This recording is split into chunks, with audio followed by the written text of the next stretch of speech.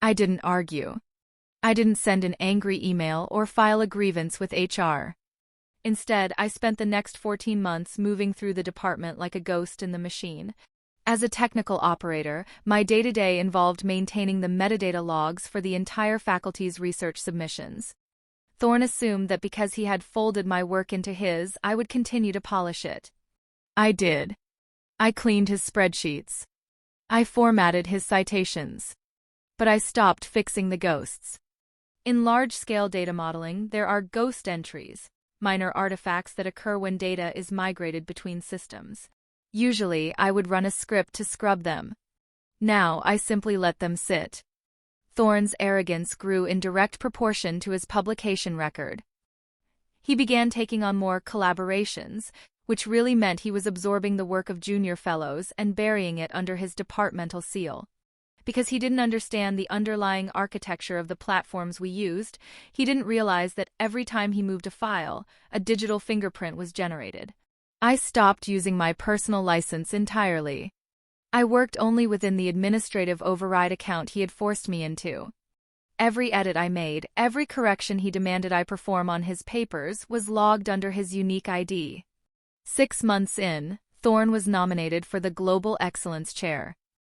He became even more helpful, hovering over the juniors, promising them a spot in his next big release. He stopped checking the raw logs entirely, relying on the beautiful, summarized visualizations I prepared for his presentations. I noticed a pattern in his own historical data, the work that had made him famous 10 years ago. There were gaps. Small ones. Inconsistencies in the timestamps that suggested data had been backdated to match his conclusions. I didn't report it. I simply cross-referenced the server migration logs from 2016 with the current directory.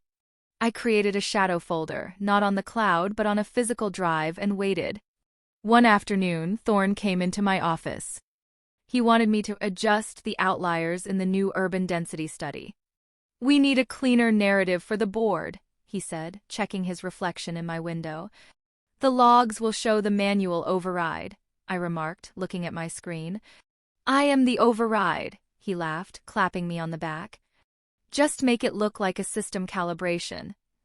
I did exactly as he asked. I logged in with his credentials, performed the calibration, and ensured the metadata reflected his specific instruction set. I did this dozens of times over the next year. I became the invisible architect of his towering reputation, ensuring every brick was laid exactly where he pointed, even when the bricks were hollow.